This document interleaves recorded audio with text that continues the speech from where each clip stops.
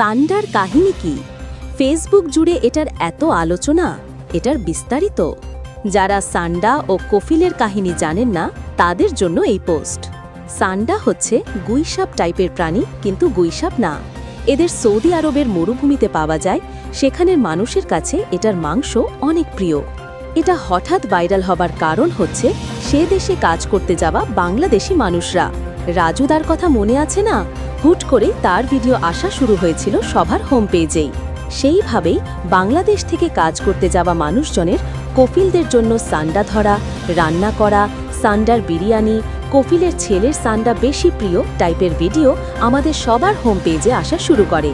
২-৩টা video আগ্রহ সহকারে দেখার কারণে ফেসবুকের অ্যালগোরিদমের বদৌলতে বারবার সান্ডার ভিডিও সবার হোম পেজেই আসতে থাকে। সান্ডা এভাবেই বাংলাদেশের মানুষের হোম পেজের হট টপিক হয়ে যায়। আরেকটা প্রশ্ন অনেকের,